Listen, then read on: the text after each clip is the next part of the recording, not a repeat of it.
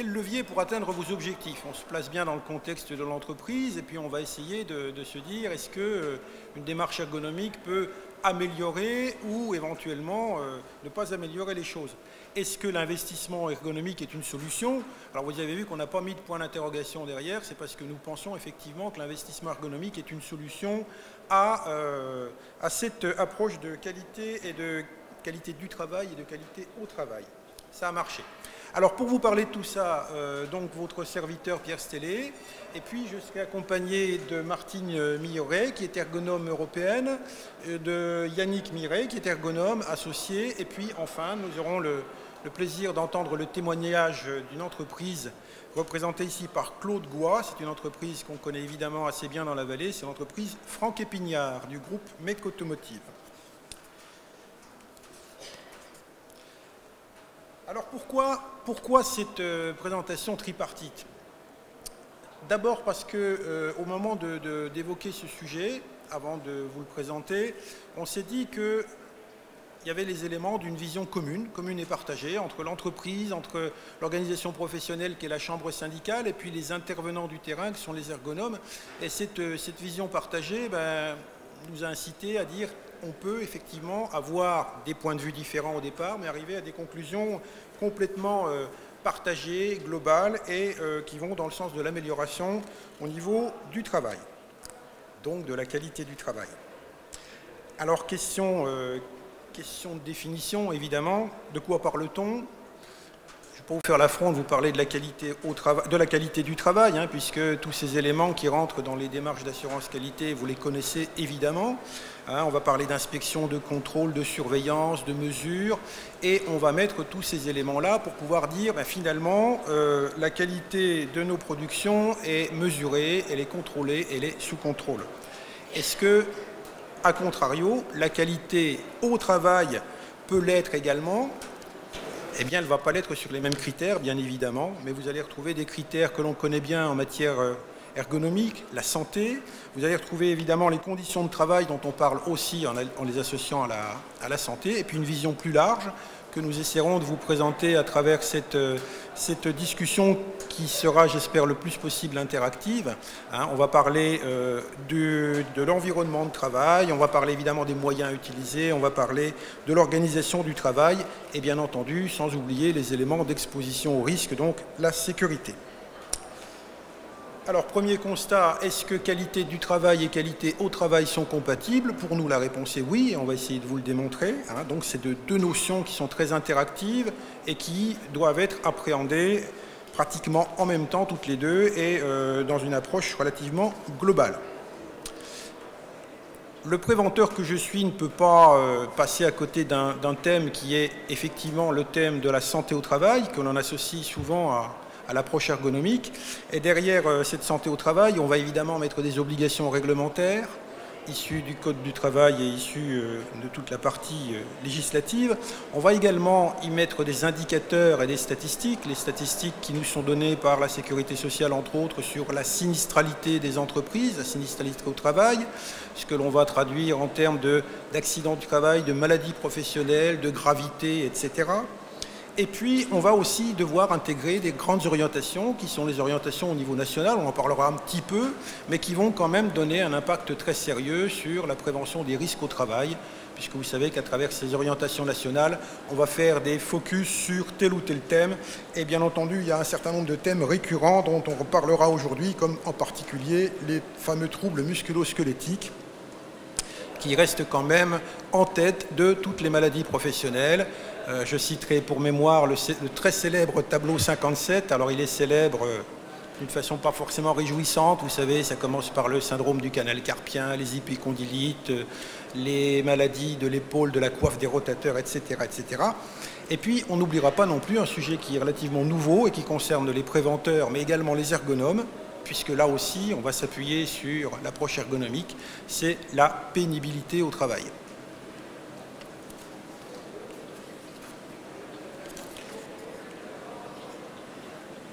Ça y est, je bug. Non, ça marche. Alors, sans vouloir vous abreuvés de chiffres, hein, je sortirai quelques éléments de comparaison en termes d'accidents du travail et de maladies professionnelles. Donc, comme vous le constatez, les accidents du travail dus aux manutentions manuelles.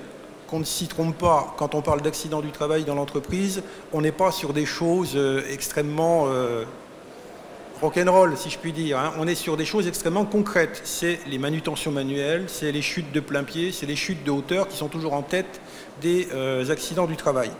Donc vous voyez que 41% en Rhône-Alpes et 32, presque 33% de ces manutentions manuelles constituent le pôle de tête des accidents du travail. Les accidents de plein pied, c'est pareil, ça représente des millions de journées perdues, des millions de journées d'incapacité temporaire. Vous imaginez quelle belle entreprise on pourrait faire avec toutes ces personnes qui sont en incapacité temporaire. Et puis des chutes de hauteur qui représentent 16% hein, donc des accidents du travail. Alors, dans le même ordre de grandeur, vous avez, voilà pour les chutes de hauteur, et dans le même ordre de grandeur, vous avez également les maladies professionnelles. Et vous noterez au passage que toutes ces sources viennent, bien entendu, des statistiques nationales de la CNAMTS. Maladies professionnelles, évidemment, au premier rang desquelles on va retrouver les TMS et les lombalgies, donc toutes les affections périarticulaires en tête. Et puis, vous voyez que ça représente quand même 86% des maladies professionnelles. Autrement dit, c'est les TMS qui sont en tête de toutes ces maladies professionnelles, et ce, depuis un certain nombre d'années. Alors, vous allez probablement me dire, mais que font les entreprises? Les entreprises essaient de travailler pour améliorer les situations de travail et diminuer ce nombre de TMS. On fait évidemment des démarches ergonomiques et nos amis ergonomes vont nous en présenter, mais il y a d'autres éléments qui rentrent en ligne de compte, et malgré tous les efforts et tous les efforts de prévention qui sont faits, on a un petit peu de mal à inverser la tendance, mais on espère quand même y arriver. Alors pour mémoire, vous voyez dans le bas du tableau, peut-être que c'est petit, les principaux tableaux de maladies professionnelles. Alors les spécialistes du domaine qui sont dans la salle ne feront pas de découverte. Après les chiffres, la loi. Donc contexte réglementaire, bien évidemment, c'est un cadre dans lequel on ne peut pas sortir, hein, il nous est imposé. Et j'ai pris cet article du Code du travail, qui est un article fondamental en matière de prévention des risques, qui dit que l'employeur prend les mesures nécessaires pour assurer la sécurité et protéger la santé physique et mentale des travailleurs. Ça, c'est dans le Code du travail, c'est une obligation qui est faite aux chefs d'entreprise, et c'est derrière tout ça qu'on va décliner évidemment les obligations qui sont faites en matière de prévention des risques. Un deuxième article, et puis je vous promets, j'en ferai pas beaucoup plus, un deuxième article dans lequel on va édicter les principes généraux de sécurité, c'est-à-dire les principes derrière lesquels l'employeur, le chef d'entreprise, va décliner toute sa politique sécurité. Et vous voyez que c'est impératif, l'employeur doit faire ci, doit faire ça. Premier principe, celui que nous, préventeurs, aimons bien, c'est éviter le risque. Et vous allez me dire que ce n'est pas toujours possible. Donc si on ne peut pas éviter le risque, on va l'évaluer, etc., etc. Le principe général qui nous intéresse particulièrement, c'est celui qui est un petit peu plus gros que les autres, qui est le principe que j'appelle le principe de l'ergonomie, mes amis ergonomes me pardonneront, qui est de dire qu'il faut adapter le travail à l'homme. Évidemment, pas le contraire. Donc on va construire notre démarche en s'appuyant là-dessus, mais pas que. Donc adapter le travail à l'homme, c'est là aussi c'est des définitions. C'est concevoir les postes, c'est choisir les équipements, c'est choisir les méthodes de travail, etc. Ça, c'est ce qui est dans la définition. Et pour nous, ça n'est pas que ça. Et on va essayer également de vous le démontrer que l'ergonomie peut poursuivre un certain nombre d'objectifs et pas des moindres. Alors, dernier élément qui va rentrer en ligne de compte, ce sont les grandes orientations au niveau national. Alors, il y a un truc qui s'appelle la COGE. Bon, les initiés connaissent, pas les autres. Alors, je vous ai mis la traduction. C'est la Convention d'objectifs de gestion 2014-2017, puisque c'est une convention triannuelle, qui est donnée par la branche ATMP, donc la CNAMTS, et qui va dire aux entreprises, ben voilà, les grandes orientations, c'est ça pour les 3 années à venir. Vous devez travailler sur telle et telle action de prévention. Alors c'est relayé au niveau régional par les CARSAT, et pour nous c'est la CARSAT Rhône-Alpes qui va relayer ces grandes orientations, qui va même y ajouter les siennes. Donc on travaille évidemment d'une manière assez collaborative à ce niveau-là pour essayer de déployer ces grandes orientations qui sont pas à prendre comme des contraintes et uniquement comme des contraintes, mais qui sont à prendre sur la base d'une réflexion faite sur les enregistrements, sur les statistiques, sur les cas d'accidents du travail, sur les maladies professionnelles. Donc on sait où ça fait mal et on va mettre en place des choses qui vont essayer de faire moins mal. Alors dans ces grandes orientations, il y a bien entendu la prévention des risques qui est derrière, il y a également des programmes d'action. Et dans les programmes d'action, devinez ce qu'on va mettre, on va remettre une nouvelle fois des programmes d'action autour de nos fameux grands risques. Et dans les grands risques, évidemment, on va retrouver nos fameux troubles musculo-squelettiques, les risques de chute, etc., etc. Alors vous allez me dire, j'ai pas beaucoup parlé du risque psychosocial. Le risque psychosocial existe, c'est un risque. On ne sait pas trop comment l'aborder, mais on y travaille. Et ce risque est évidemment dans les priorités, mais ce n'est pas une des priorités principales, puisque bien entendu, il y a des cas où il va falloir traiter le risque psychosocial, mais c'est pas, quand on observe les organisations, ce n'est pas le risque le plus important. Alors que fait la métallurgie dans ce domaine? Eh bien, la métallurgie essaie de travailler au service des entreprises, hein, en proposant des actions, en étant je dirais, en soutien des entreprises, et puis en collaborant avec des partenaires qui sont des spécialistes du domaine pour essayer de mener des actions, entre autres comme celle qu'on va vous présenter aujourd'hui. Tout ce système-là fonctionne parce que c'est un système qui est complètement en réseau, avec une tête au niveau national, donc la direction des risques professionnels, santé, sécurité, conditions de travail qui se trouve à l'UIMM, donc l'Union des industries métiers de la métallurgie, et puis relayé au niveau territorial par la chambre syndicale du département, qui est ma maison mère. Alors, dans l'histoire de l'ergonomie et de la métallurgie, hein, on pourrait citer un certain nombre d'éléments, comme le très célèbre traité d'ergonomie qui avait été mis en place depuis 1974 par la Régie Renault, qui est un ouvrage qui a servi pendant longtemps de référence et qui est encore cité. On peut parler également des formations qui incluent des modules ergonomiques, comme la formation de la métallurgie qui s'appelle l'école prévention, sécurité, environnement, qui va aussi former des animateurs sécurité en leur donnant des outils pour appréhender les démarches de prévention et en particulier les démarches ergonomiques. Et puis il y a une action très significative qui a été menée il y a quelques années à l'initiative de la métallurgie régionale de Rhône-Alpes et en collaboration avec la CARSAT Rhône-Alpes qui s'appelait à l'époque la CRAM. C'était une opération qui avait pour but d'entraîner des entreprises pilotes dans une démarche de prévention des risques TMS et puis qui allait former au niveau régional des animateurs qui deviendraient des relais dans leurs entreprises. Ça a bien fonctionné et ça a été reproduit sous différentes formes. Alors pour que tout ça vive, évidemment, il faut rassembler les gens qui font de l'ergonomie dans les entreprises. Il faut leur faire rencontrer les spécialistes du domaine et puis il faut favoriser l'échange. C'est également le rôle d'une chambre syndicale et c'est à ce titre-là donc que nous avons favorablement reçu la proposition de nos amis ergonomes pour organiser cette conférence. Alors cette conférence, bien maintenant, évidemment, je vais passer la parole aux spécialistes du domaine.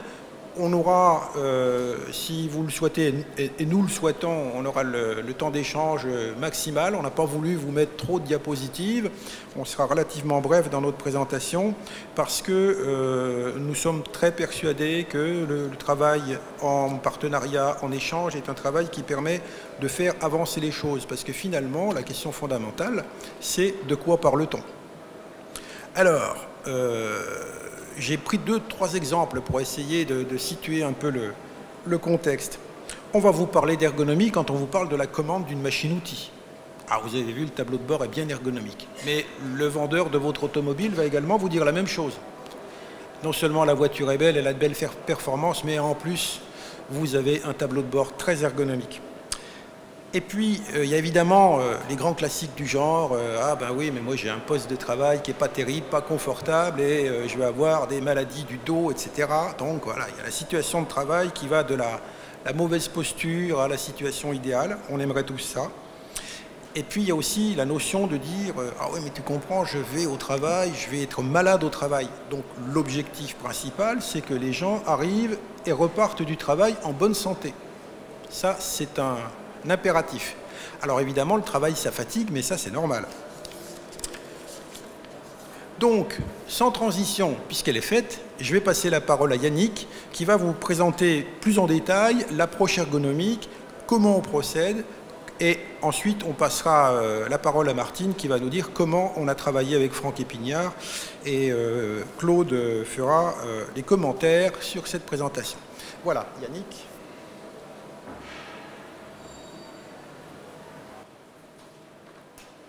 Bonjour à tout le monde. Je tiens d'abord à remercier Pierre Sellé de cette introduction qui nous permet de poser les bases un peu de la discussion que nous allons avoir aujourd'hui autour de ce diaporama. L'introduction qui a été faite nous a permis déjà de voir que dans la qualité, il y avait deux notions. Nous, en ergonomie, on part du principe que la qualité du travail, la qualité au travail, ce sont deux facettes d'une même pièce. Après, une pièce, on peut la regarder d'un côté ou d'un autre. Nous, notre métier, c'est de regarder les deux. Donc à partir de ces notions de qualité, on a vu qu'on a eu un peu un focus sur les données de santé. Souvent en ergonomie, quand on intervient dans une entreprise, c'est souvent une action correctrice. Il y a des TMS, il y a des accidents de travail, des maladies professionnelles. Ça a très bien été démontré par Pierre. Il y a vraiment des éléments qui permettent à mener l'ergonomie dans une entreprise. Cependant, lorsque nous regardons ce champ, on peut être éloigné de la performance, ce qu'on peut appeler la qualité du travail. C'est pour ça qu'aujourd'hui, nous souhaitons parler de qualité du travail, qualité au travail, qui est un même ensemble. Au niveau, on va dire, au niveau de l'activité d'une entreprise, il y a des obligations. On a vu que la CNAM-TS imposait un certain nombre d'actions pour réduire les TMS et autres. Cependant, nous, en ergonomie, même si ça peut être une porte d'entrée, nous concevons l'intervention comme un élément qui permet de dépasser ces obligations. Et c'est pour cela que nous partons d'une vision constructive. Même s'il y a des éléments dégradants dans l'activité, il faut toujours mettre ça en parallèle avec les résultats, l'efficacité, la productivité, la performance. Et la clé de la santé peut être une porte d'entrée. Donc voilà, pour nous, les obligations existent. Cependant, il faut arriver à décloisonner cette vision d'une simple intervention correctrice. On peut très bien arriver dans une intervention sous un angle des personnes qui ont une épicondylite, par exemple, et par la lecture de l'ergonomie, par la lecture de l'activité, on va réussir à développer une vision sur l'activité. Et cette activité, elle vous est propre. Dans chaque entreprise, ce qui se passe, c'est singulier. D'une entreprise à l'autre, même si on fabrique la même chose, on n'a pas les mêmes employés, on n'a pas les mêmes machines, on n'a pas les mêmes temps de production. C'est pour ça que nous, en ergonomie, on essaye de développer des stratégies personnalisées. Parce que chaque entreprise a une identité, a un fonctionnement propre. Pour nous, cette démarche ergonomique, elle va vous offrir, vous, entreprise, le développement de moyens pour combiner ces fameux enjeux de qualité. On a vu que la qualité du travail, la qualité au travail peut être regardée de manière séparée. Nous, on essaye de la regrouper. Et ce regroupement, cette vision commune, elle se fait uniquement par la lecture de ce qui se passe réellement sur votre terrain. En ergonomie, on appelle ça de l'activité. Le mot activité est utilisé communément. L'activité, c'est ce que l'on fait. Et pour nous, cette combinaison que nous réussissons à construire grâce à l'activité, elle relie la performance et la santé, tout simplement pour vous apporter des solutions adaptées à vos réalités. Donc vous voyez qu'on est dans un discours très concret. Lorsqu'on fait une intervention ergonomique, on va sur le terrain, on observe, on dépouille, on essaye de comprendre. Et grâce à cette compréhension, on adapte les solutions. On n'arrive pas avec un outil normatif, un outil, un logiciel par exemple, qui pourrait vous dire « vous avez tel problème, nous on a la solution ». Non, la solution elle se construit à partir du constat qui est fait sur le terrain. Même si Pierre Sellé a déjà dit qu'il peut y avoir un peu des images d'Épinal par rapport à l'ergonomie, on a souhaité vous mettre deux images d'éléments dits ergonomiques. On a tous déjà entendu parler de la chaise dite ergonomique. On a mal au dos, il n'y a pas de souci, on a la chaise ergonomique. Vous avez mal au poignet, on a la souris ergonomique. Pour nous, ce n'est pas de l'ergonomie. L'ergonomie, c'est une démarche, ce n'est pas un outil. Par exemple, quelqu'un qui fait de la CAO, je l'imagine mal travailler avec ce type de souris. Pourtant, cette souris est dite ergonomique. Donc la personne qui fait de la CAO, on pourrait très bien dire, voici l'outil qu'on a pour vous, et cet outil va résoudre tous tes problèmes de canal carpien, d'épicondylite et de mal à l'épaule. Donc pour nous, ça, c'est pas de l'ergonomie. L'ergonomie, c'est un processus. Voilà, nous, on l'a formalisé en quelques mots. L'ergonomie, c'est des outils, des méthodes pour lutter contre les troubles musculo-squelettiques, par exemple, la pénibilité, le bruit et bien d'autres choses. Les troubles musculo-squelettiques, le bruit, la pénibilité, c'est une porte d'entrée parmi tant d'autres. Et vous allez voir qu'avec la qualité, on arrive à entremêler tout ce qui est données de performance, donc rebut, déchets, pertes, et les données de santé qui peuvent être des troubles musculo-squelettiques, par exemple. Mais ce n'est pas seulement ça, l'ergonomie. C'est une vision d'ouverture, une porte d'entrée. Cependant, pour nous, voici un peu la définition que l'on essaye d'inculquer à travers nos interventions. C'est que l'ergonomie, c'est une démarche globale. Cette démarche globale, elle a pour objectif, comme je vous l'ai dit, de comprendre l'activité, ce qui se passe réellement sur le terrain. D'un jour à l'autre, même dans une entreprise, l'activité est différente. On peut avoir des personnes absentes, on peut avoir des nouveaux, des novices, des expérimentés, un accident, une panne, de la maintenance. Tous les jours, c'est différent. Nous, notre métier, c'est de comprendre comment ça se passe avec ces variabilités. Comme j'ai pu vous le dire au tout départ de cette présentation, chaque situation est singulière. Vous allez me dire, ben oui, en effet, quand je suis en atelier, je ne vois jamais la même chose, je ne produis jamais la même chose, mais même au-delà de votre entreprise, l'activité est singulière. À travers ces 4 images, on peut voir qu'on est en présence de femmes, d'hommes. Ça, c'est une variable de l'activité.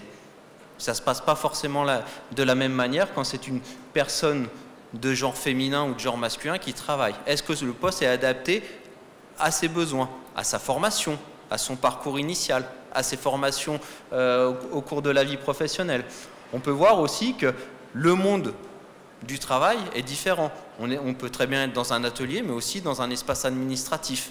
C'est ça l'activité, c'est ça ces variables que nous allons essayer de lire pour justement aller vers les objectifs de qualité du travail et de qualité au travail. Cependant, une fois qu'on a pu voir cette activité, on se rend sur le terrain, on analyse, on utilise des outils pour mesurer, pour comprendre l'activité. Il n'y a pas tous les éléments pour comprendre réellement ce qui se passe. On n'a qu'une vision cloisonnée. On est dans une bulle. On est dans l'atelier, par exemple, ou dans un bureau. C'est pour ça que nous, dans notre analyse, on essaye d'intégrer des déterminants qui sont différents. Ces déterminants, ils portent très bien leur nom. Ils déterminent quelque chose. Ils partent d'un point A pour arriver à un point B. Le point B, on va prendre les éléments en sens inverse. Le point B, c'est cette situation de travail. Au centre de cette situation de travail, ici par exemple, il y a 5 opérateurs, 5 travailleurs. Ces 5 travailleurs peuvent travailler tous ensemble, de manière séparée, sur un flux continu, sur des actions répétitives. Pour l'exemple d'aujourd'hui, nous allons nous focaliser sur la personne qui est au centre. Elle est dans sa situation de travail, elle va développer une activité. Elle va faire, par exemple, une production de pièces. Cette production de pièces, elle va être induite par différents déterminants. Et ces déterminants, ça peut être soit des acteurs, soit des domaines d'activité. Donc j'ai essayé de vous représenter les différents domaines d'activité qui vont composer l'activité de cet opérateur de production. Au niveau de ces déterminants, le premier que l'on peut citer, c'est les moyens. Les moyens, ça peut être un concepteur, un architecte, quelqu'un qui est maître d'ouvrage, maître d'œuvre, qui va concevoir l'enveloppe du travail. Après, on peut très bien aussi avoir, aujourd'hui on est là pour ça, pour la qualité. Des gens qui déterminent des indices de qualité. Ça peut être des responsables qualité, des personnes qui font de l'audit, des usagers. L'élément, l'objet comme il est conçu, L'usager a un droit de regard et peut faire remonter à son entreprise: je trouve que ce que vous me fabriquez est de mauvaise qualité, je veux que ça soit meilleur. Donc ça, c'est un déterminant par rapport à ce que va faire la personne dans sa première sphère, dans son activité de travail. Il y a le déterminant efficacité. Voilà, même si on fait de la qualité, il faut faire de la quantité. Les deux sont liés, ça s'appelle la performance. Un déterminant, ça peut très bien être les ressources humaines. Comment s'organise l'entreprise? Qui détermine qui va travailler où et pourquoi? Donc ça peut être la DRH, l'encadrement, un consultant. Certaines entreprises de petite taille n'ont pas forcément de structure RH. Ça peut très bien être un consultant extérieur qui vient faire ce travail. Dans les déterminants, il y a les enjeux de santé. On a vu que ces enjeux déterminants étaient un peu soumis à des obligations. Il y a des acteurs, le médecin du travail, un ergonome interne par exemple, un IPRP, une infirmière, un expert, un animateur santé-sécurité. Cette activité, elle est aussi déterminée par rapport à des notions de formation. Sur un poste, vous pouvez très bien amener un novice, un intérim. S'il n'est pas formé à son activité, il va avoir du mal à répondre aux déterminants, par exemple, de qualité, d'efficacité, voire même de santé et de sécurité. Il va peut-être se mettre en danger, il va peut-être s'abîmer physiquement. Et le dernier, c'est pour nous, le dernier, c'est un des derniers, on pourrait en rajouter bien d'autres. Dans l'activité, il y a un déterminant qui s'appelle la gestion, l'organisation. Il y a des gens qui vont mettre en musique tous les éléments santé, formation, RH, efficacité, vers la personne qui est au centre, ce fameux opérateur, ce fameux travailleur. Et pour nous, la personne qui est au centre, en bas, dans la situation de travail, va devoir assimiler l'ensemble des déterminants qui lui sont donnés. Des fois, c'est des déterminants qui peuvent être parallèles, mais qui peuvent être en contradiction aussi. Donc voilà. La représentation de tout à l'heure, vous aviez des bulles un peu séparées. Dans une entreprise, on peut avoir, par exemple, la DRH qui est très proche de la prod, ou pas du tout. Pour nous, en représentant l'activité de cette manière,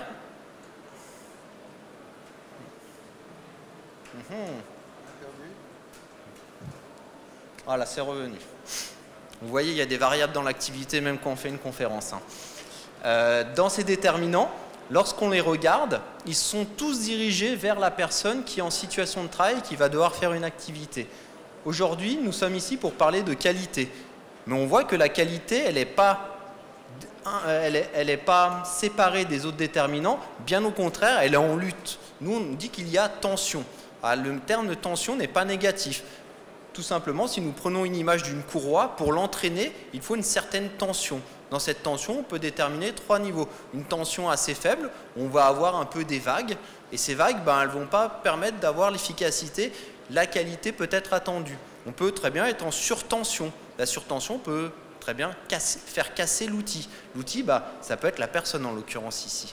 Donc il faut trouver un juste équilibre, chercher qu'est-ce qui fait tension dans l'activité. Par exemple, quand on parle de qualité, une des tensions possibles, ça peut être la formation. On demande à une personne d'avoir un niveau de performance sur sa machine, mais est-ce qu'elle est formée exactement au travail qu'on lui demande? Est-ce qu'elle a une formation initiale en adéquation avec le poste, ou est-ce qu'il faut la former pour qu'elle tienne son poste, pour tenir ses enjeux de qualité? Là, ici, on a parlé d'objectifs qualité, de promesses. On promet qu'on va réussir à faire ça. Donc, il faut chercher comment on va réussir à le faire. Par exemple, ici, la formation, on peut se poser la question, est-ce qu'au niveau du recrutement, de la formation, de l'intégration, tout a été mis en place pour atteindre ces objectifs de qualité?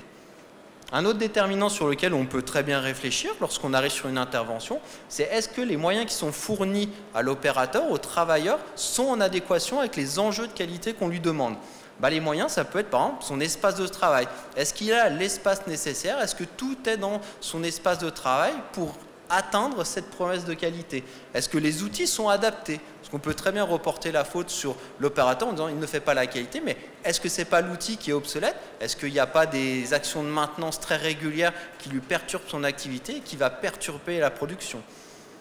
Est-ce que c'est le process? On peut interroger le process. Est-ce que le process correspond exactement à l'ensemble des machines, aux qualifications des personnes?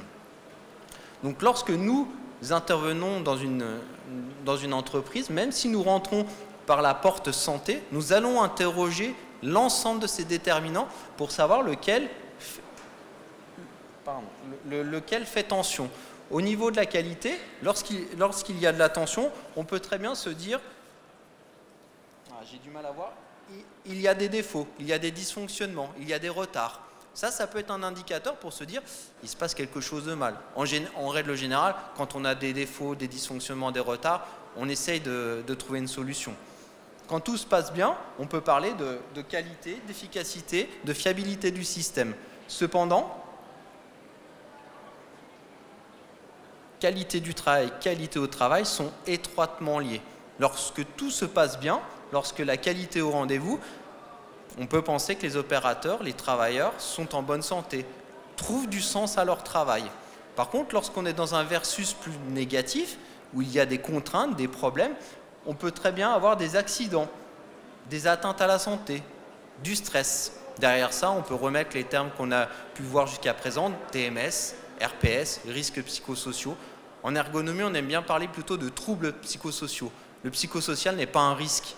Il y a des facteurs qui amènent des troubles psychosociaux. Donc pour nous, l'enjeu, c'est d'analyser les tensions entre l'ensemble de ces déterminants, que l'on rentre par une porte qualité du travail ou qualité au travail, pour justement comprendre ce qui se passe sur le terrain. Tout ce discours, il a un but. Pour vous démontrer, lorsqu'un ergonome intervient en entreprise, ça a un coût. Voilà, une intervention, ça coûte de l'argent à une entreprise. Lorsqu'on a ce panel, cette ouverture d'esprit, en se disant si on rentre sur de la santé ou sur de la qualité, on aura l'ensemble de nos déterminants qui vont être interrogés, on peut parler de réel investissement. Au niveau de cet investissement, pour nous, la plus-value, c'est qu'on a une approche globale. On arrive dans un atelier, on ne va pas simplement regarder si les étagères sont à la bonne hauteur, parce que c'est peut-être pas ça le problème. Donc la vision globale de l'activité va permettre, notamment ici, pour aujourd'hui, par rapport à cette conférence, à répondre à des objectifs de qualité. Et un autre élément qui pour nous est quasi indispensable, c'est lorsqu'on intervient dans une entreprise, ce qui est l'exemple qui va être présenté ci-après va très bien le démontrer, c'est que la mobilisation de l'ensemble des acteurs de l'entreprise est nécessaire. C'est-à-dire qu'on ne va pas passer que du temps avec un opérateur de terrain, avec un responsable RH ou quelqu'un de l'industrialisation, mais on va essayer de combiner l'ensemble des regards pour co-construire des solutions. Déjà, le fait de mettre tout le monde autour de la table, c'est une approche pluridisciplinaire qui des fois est difficile. On a vu que c'est déterminant, c'est des canaux de diffusion des fois qui sont fermés, des fois ils sont ouverts. Le fait d'avoir une intervention ergonomique, on va essayer de tout remettre à plat. Et voilà, en résumé, l'ensemble du propos que j'ai essayé de vous présenter ce jour se représente de cette manière. Pour nous, l'approche ergonomique centrée sur l'activité, elle a pour but de développer la performance, la santé des entreprises et des salariés. Lorsqu'une intervention ergonomique est menée, même si elle est au départ initiée pour favoriser, renforcer, corriger des défauts liés à la santé, ça va forcément impacter et aider la performance. Et là, aujourd'hui, vous allez voir l'exemple qui va vous être présenté. La porte d'entrée était la qualité du travail, la performance, et a permis d'améliorer la santé des salariés. Donc on est vraiment sur une interface qui fait toujours des allers-retours et qui n'est pas une vision cloisonnée. Donc voilà, on arrive à l'exemple. Je vais laisser la parole à Martine et à Claude qui vont vous présenter un peu le cas concret, la mise en application de tous ces principes sur l'intervention chez Franck Epignard.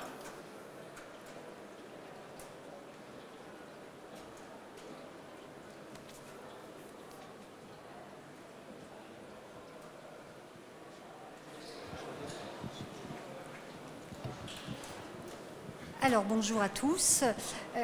Donc, nous, avec Claude, ce que l'on va vous présenter, c'est un cas qui s'est présenté dans une entreprise. Ce que l'on a fait, le cas concret, ensemble, notre clé d'entrée était...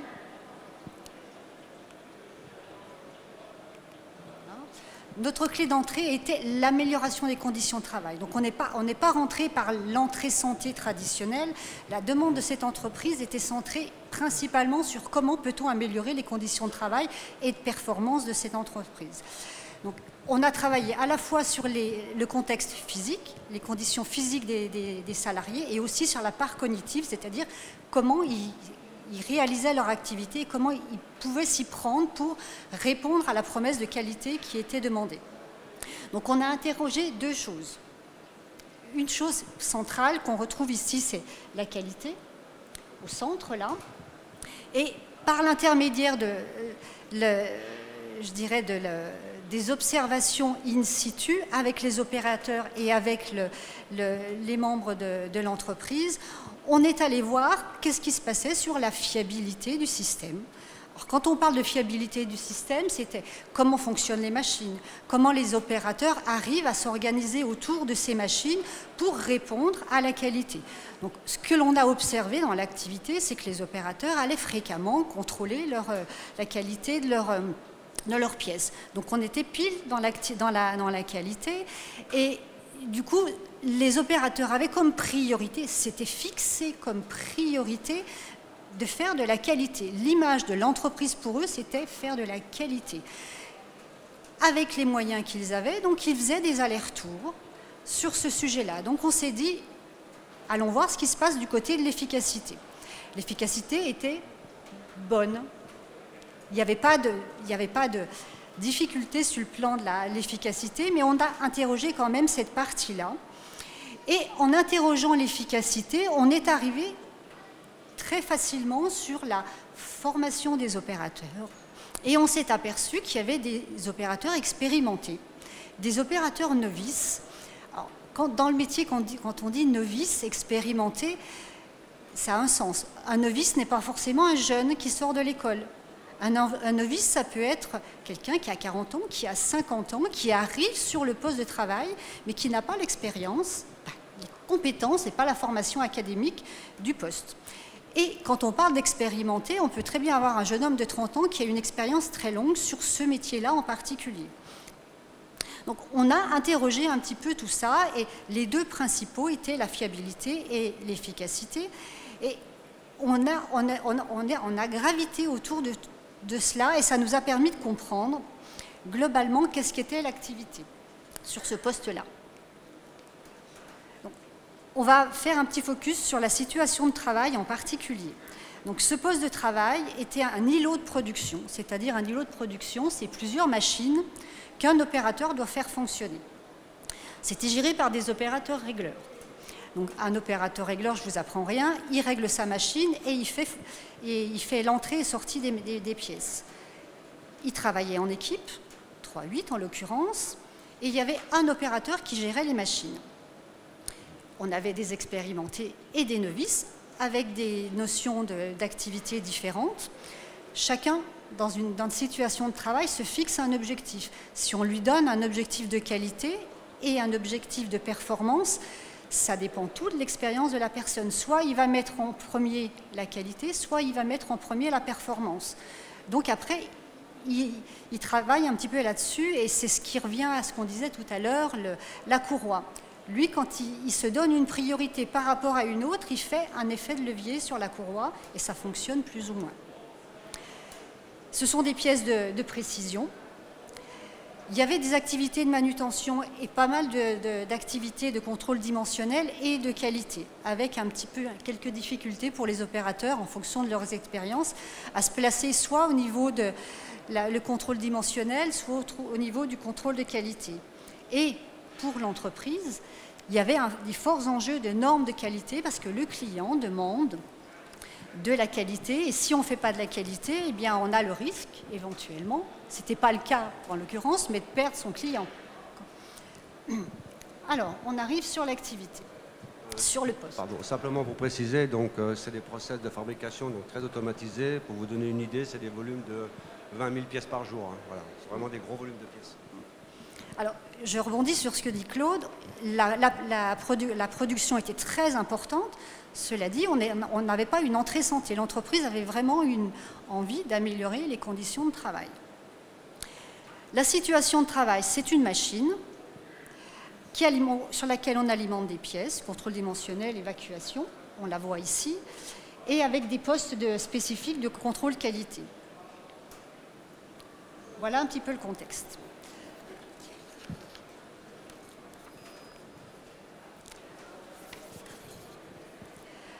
Alors, Sur la première, ce que l'on voit, c'est l'opérateur quand il est au début de son process. Il alimente les pièces. Sur la deuxième, donc sur la première, il a ses activités de manutention. Sur la deuxième, on commence à observer les activités cognitives. Cela dit, les activités cognitives, on ne les voit pas. Il faut les chercher autrement. Donc, on peut très aisément dire voilà ce que c'est qu'une activité physique. Il se baisse, il prend des pièces, il les manipule, il les transporte. C'est excessivement facile de voir une activité de manutention et une activité physique.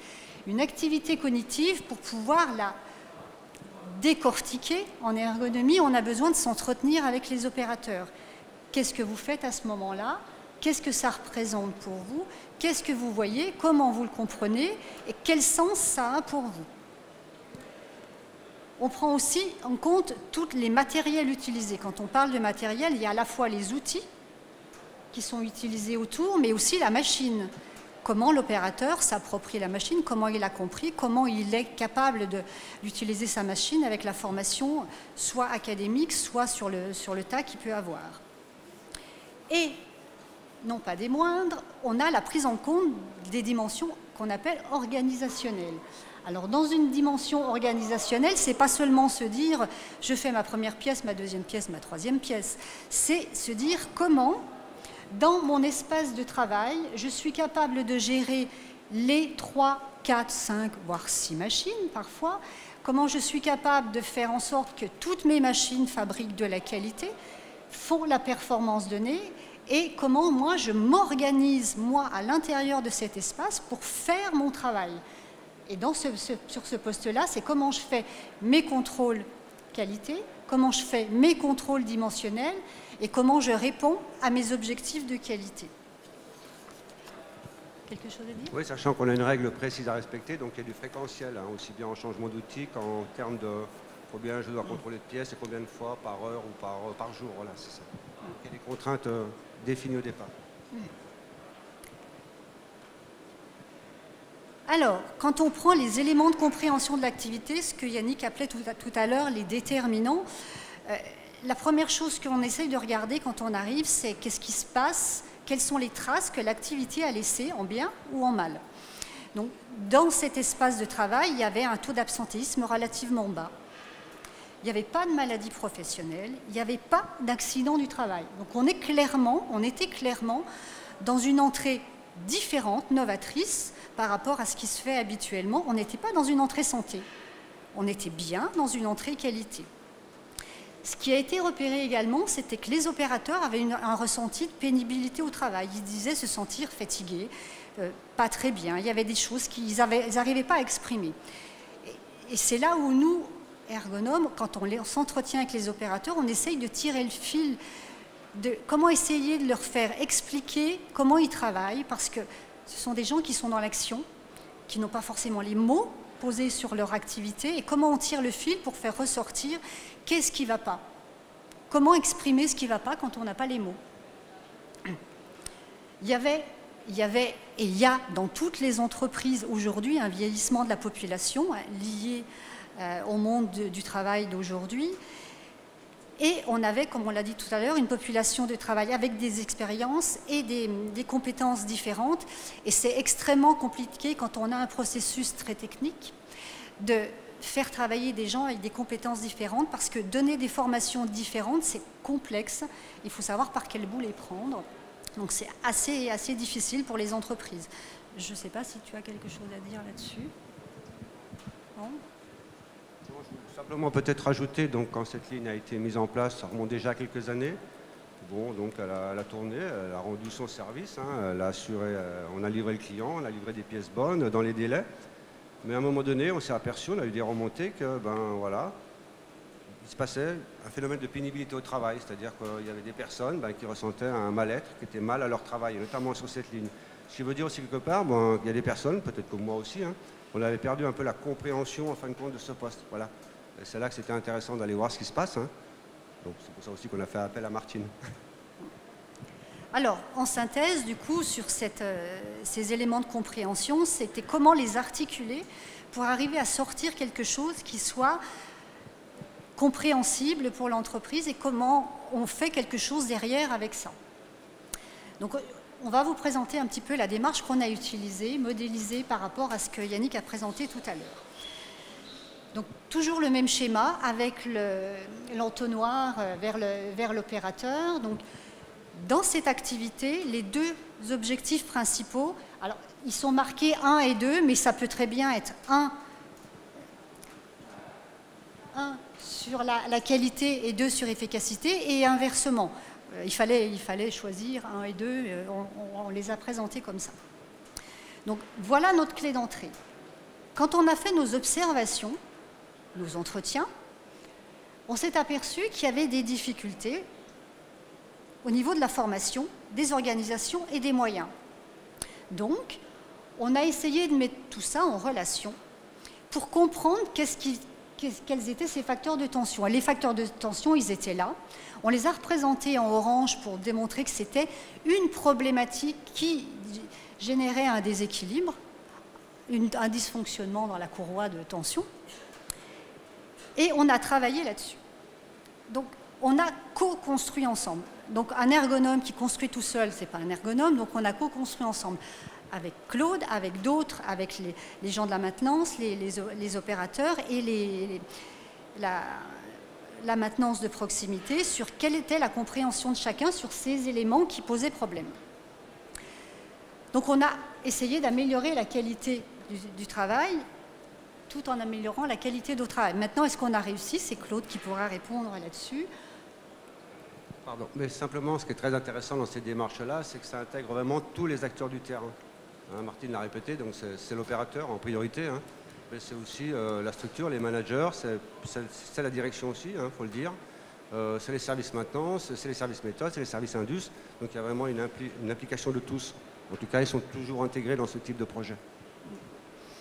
Donc, une fois qu'on a observé tout ça et qu'on a pu déterminer quels étaient les facteurs de tension, on a, nous, fait des propositions, des recommandations, on appelle ça en ergonomie, parce qu'on n'a pas valeur à dire il faut faire, on essaye de recommander des choses qui soient en adéquation à la fois avec l'entreprise et à la fois avec les moyens de l'entreprise.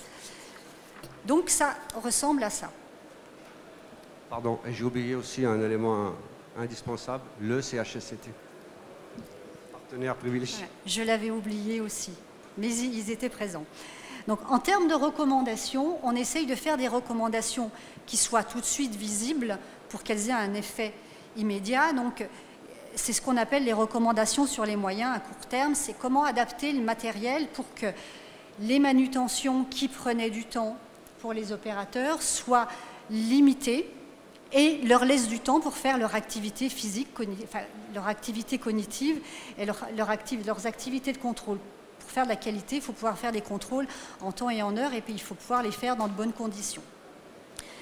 On a essayé, et ça c'est quelque chose qui n'a peut-être pas été facile, et je ne sais pas si vraiment ça s'est fait finalement, les moyens de contrôle sont faits avec des instruments de contrôle, avec des aiguilles. Les opérateurs étant vieillissants, et tout le monde sait qu'en vieillissant, on a quelques difficultés de vision, donc il faut porter des lunettes. Et pour regarder ces éléments de contrôle, la finesse du contrôle était importante. Donc pour pouvoir utiliser ces matériels de contrôle, on a essayé de faire des recommandations sur comment modifier les instruments de contrôle pour qu'ils soient visibles facilement et pas perdre du temps à regarder 3 fois si notre valeur est bonne ou pas bonne. Donc ça, c'est des choses qui sont un peu difficiles parce que dans les matériels de contrôle, il y a très peu de matériel adapté aux gens vieillissants, je dirais. C'est vrai que dans nos métiers, là, c'est un gros challenge parce que tous ces gens-là, donc ces fournisseurs, il va falloir vraiment qu'ils se mettent à la page parce que c'est vrai que le matériel de contrôle n'a pas évolué, quoi. La montre du diateste ou du passamètre, elle est toujours aussi petite, l'aiguille est toujours aussi petite. C'est vrai qu'au niveau de la conception du matériel, il va falloir qu'il s'adapte aussi au marché tel qu'il est aujourd'hui. Et puis voilà. Parce que ça nous pose aussi des problématiques au niveau de notre personnel. Ouais.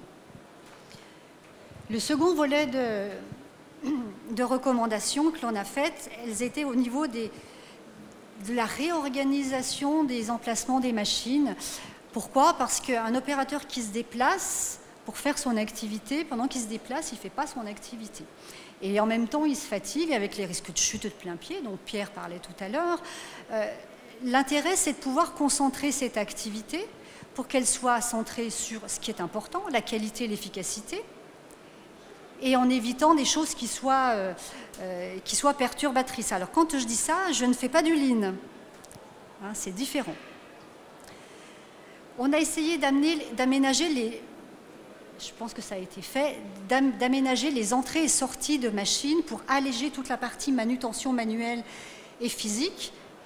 Toujours pareil, dans l'esprit que pendant qu'il fait son activité et qu'il ne fait pas ses manutentions manuelles, il garde du temps pour faire ce qui est le cœur de son métier, c'est-à-dire faire des pièces de précision en quantité, en heures et en qualité. Et on avait un dernier axe de recommandations qui, celui-ci, est plus fondateur après dans une organisation de travail. C'était comment faire en sorte que le process technique soit adapté aux novices ou aux non expérimentés ou aux gens qui ne sont pas du métier, qui ont une formation totalement différente et qui arrivent sur ces postes-là.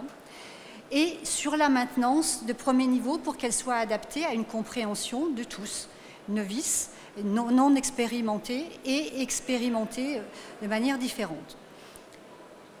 Je pense que c'est là-dessus que vous avez travaillé aussi. Oui, oui, tout à fait, oui.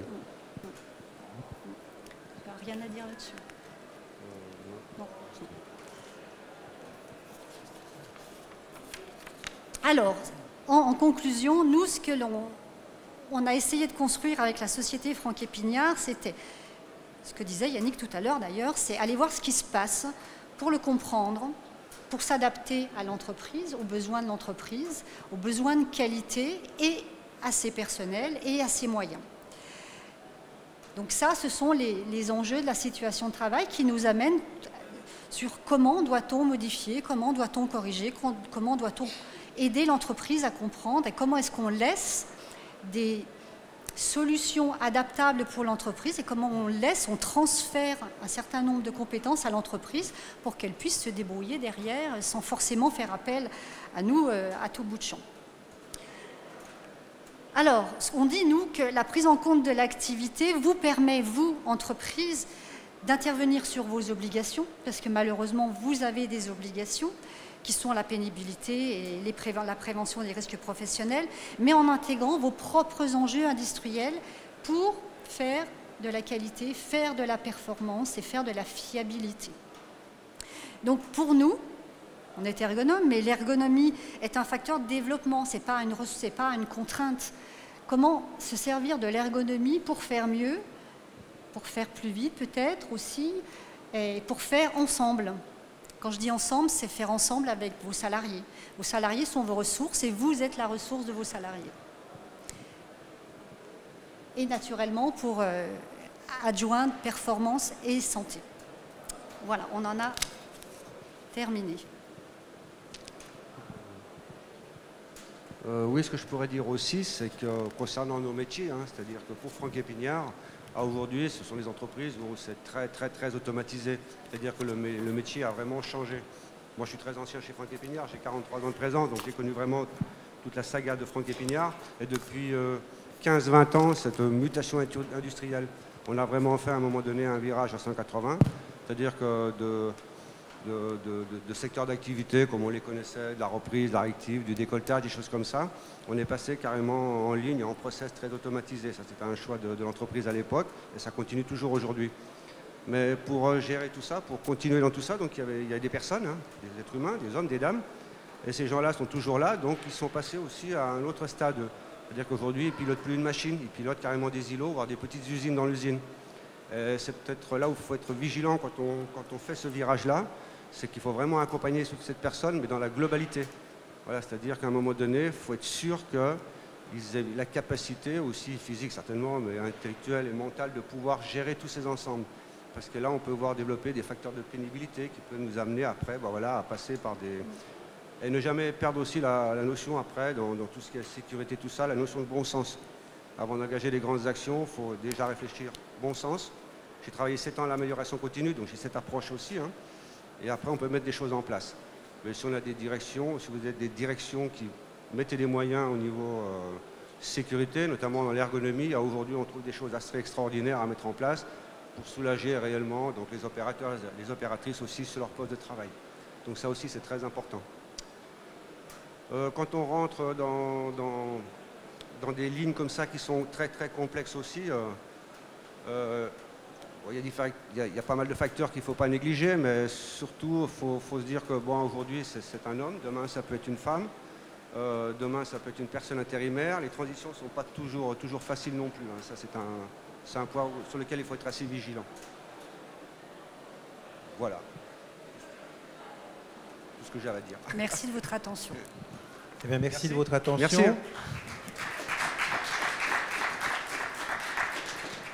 Alors, juste avant de vous donner la parole, je voulais faire une petite page de publicité. Vous le voyez à l'écran. Hein, vous pourrez retrouver nos amis ergonomes sur le stand de la Chambre syndicale de la métallurgie. J'y serai également. Demain, vous, c'est toute la journée. Hein. Voilà. Dans les ergonomes, c'est toute la journée demain. Moi-même, l'après-midi. Merci à Claude pour son témoignage.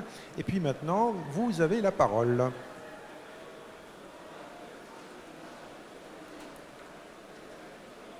Alors, qui pose la première question? C'est toujours la plus difficile.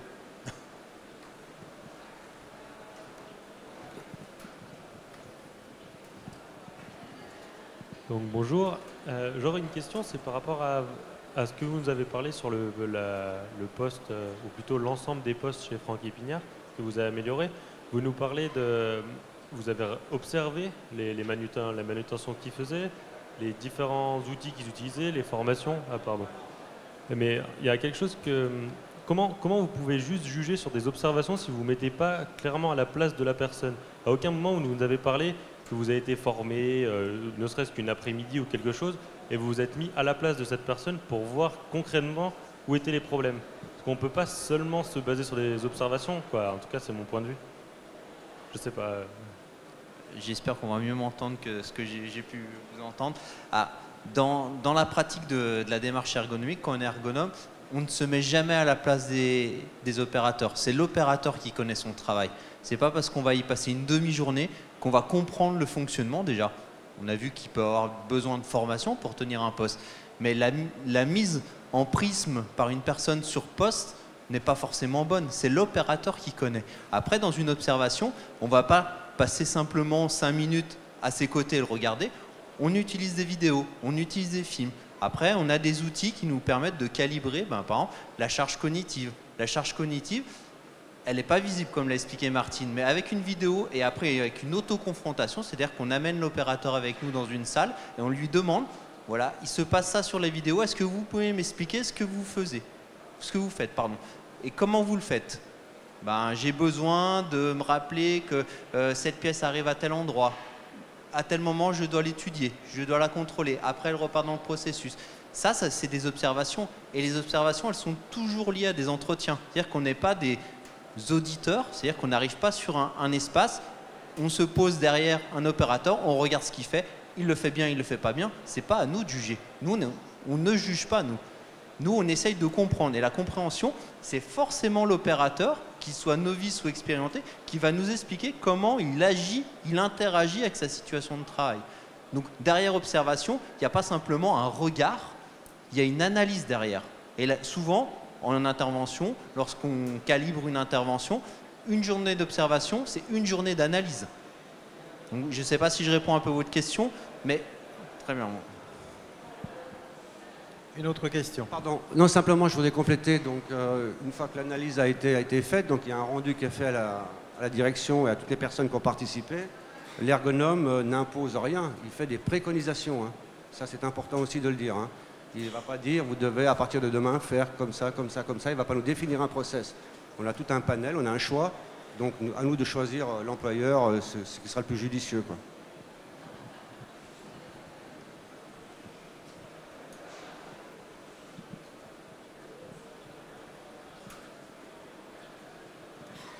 Oui, alors moi j'ai une question concernant la mesure des bénéfices, ou en tout cas comment vous avez mesuré concrètement, alors c'est peut-être plus l'entreprise, hein, la mise en application des actions que vous avez recommandées. Est-ce que ça s'est traduit concrètement, parce qu'on sait bien qu'aujourd'hui, un des enjeux de nos entreprises, c'est aussi de pouvoir mesurer le retour, notamment auprès de la direction. Est-ce que ce retour est visible? Comment vous le mesurez? Voilà. Ouais, donc suite à l'analyse, on a établi un plan d'action aussi, hein, et on a priorisé en fin de compte voilà, ce qu'on allait faire en premier et puis ce qui serait moins important aussi. Hein. Et donc au fil du temps, on a mis en place notamment tout ce qui est moyen ergonomique, hein, les tables élévatrices, les tables à hauteur variable, remettre de l'éclairage, recréer l'espace pour les personnes parce que comme c'est des ensembles qui sont assez longs, quelquefois des personnes se servaient de ce passage comme allée piétonne, alors pas du tout, il fallait prendre l'allée normale, donc voilà, pour enlever cette forme de pénibilité aux opérateurs qui étaient sur la ligne. Donc voilà, toutes ces actions, on va dire, pratiques, où vous avez le matériel, ça a été mis en place. Mais ça a été un peu plus loin dans la démarche, parce que Martine ne l'a peut-être pas souligné, mais on en a vu ça ensemble. C'est-à-dire que les opérateurs, comme ils connaissent aussi très très bien leur travail, et ils aiment leur travail, donc ils s'étaient déjà imaginer une construction de lignes différentes qui leur permettrait d'avoir moins de pénibilité dans leur travail. Et ça, donc, ça n'a pas été retenu par la direction. Hein, donc, on a pu faire cette expertise, tout ça, cette analyse. C'est arrivé il n'y a pas très longtemps, il y a 3 mois. Donc, effectivement, ils ont suivi cette idée, en fin de compte. Hein, c'est extraordinaire. Et aujourd'hui, il y a eu un gain de productivité et puis le travail est moins pénible. Donc voilà, c'est pour ça qu'il faut vraiment s'intéresser, mais ça, j'ai hérité ça de l'amélioration continue. Il faut vraiment travailler avec les acteurs de proximité. Hein. Ça, on ne peut pas faire sans eux. Hein. Tout ne se passe pas dans des bureaux d'études. Au niveau de l'engineering, il faut être proche du terrain, écouter les gens, parce que c'est eux qui vivent dans leur espace de travail toute la journée. Il y a des richesses qui sont énormes. Ça aussi, c'est pour l'entreprise. Et puis, au niveau des indicateurs qu'on peut avoir après, c'est... Dans un premier temps, on a les indicateurs d'absentéisme qui se voient très rapidement. Ce n'était pas le cas chez Franck Epignard, mais quand il y a des accidents du travail, ça arrive parfois que des entreprises nous disent très vite « on n'a plus d'accident de travail. Vous êtes venus, on n'a plus d'accident de travail ». Les maladies professionnelles, ça se lit différemment parce qu'il y a une telle latence entre le moment où elle s'est déclarée ou le moment où les choses changent. Mais ça, ce sont des indicateurs très, très rapides. Après, au niveau des indicateurs qui arrivent un petit peu plus tard, c'est quand on parle de formation, quand on met en adéquation la formation avec la technicité du poste, très rapidement, le poste devient attrayant. Il y a moins de turnover, les gens ont envie de venir sur ce poste-là. C'est un petit peu ce genre d'indicateur-là qu'on peut avoir. Et puis après, quand on parle de qualité, il y a pour l'entreprise une image. Quand les pièces partent et que le client est content, qu'il a moins de défauts et qu'il a moins de retours, ça c'est clairement un retour sur l'image de l'entreprise et c'est beaucoup plus fort encore que ce qu'on peut espérer souvent. Voilà.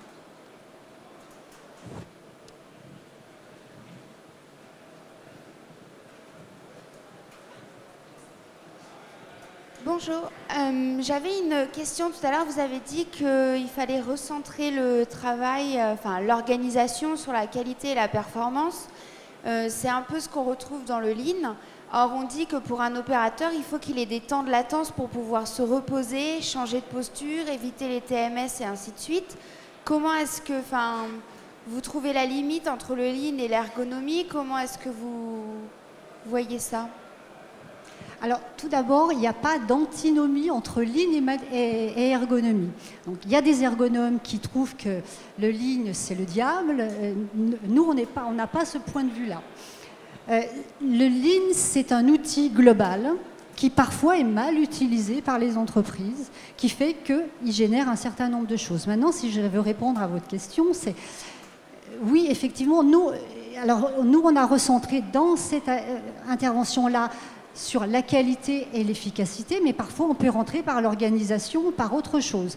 Mais quand on rentre par efficacité, qualité, ça ne veut pas dire qu'on supprime ces fameux temps de repos. Un temps de repos, il doit être équilibré par rapport à l'activité, il doit être posé par rapport à la nécessité physiologique, il est chaque fois différent. Comment dirais-je, on n'a pas besoin de se dire... on supprime des temps de repos, on aura gagné en performance et on aura gagné en santé. C'est pas vrai, ça dans l'absolu. Maintenant, je ne sais pas si ça répond forcément à votre question, mais en ergonomie, quand on dit, on ne supprime pas des temps de pause, on les adapte à la réalité de l'activité. Il y a des entreprises où, sur le temps d'activité, il y a des temps de pause qui sont prédéterminés à des moments donnés. Et pour autant, il y a des TMS, il y a des maladies professionnelles et autres. Mais la question qu'on se pose en ergonomie, c'est l'activité est-elle en relation bien avec les temps de pause? Est-ce qu'ils sont suffisants? Est-ce qu'ils sont au bon moment? Et ce n'est pas forcément les diminuer, c'est peut-être les dispatcher différemment. J'ai répondu à votre question? Oui, oui, merci.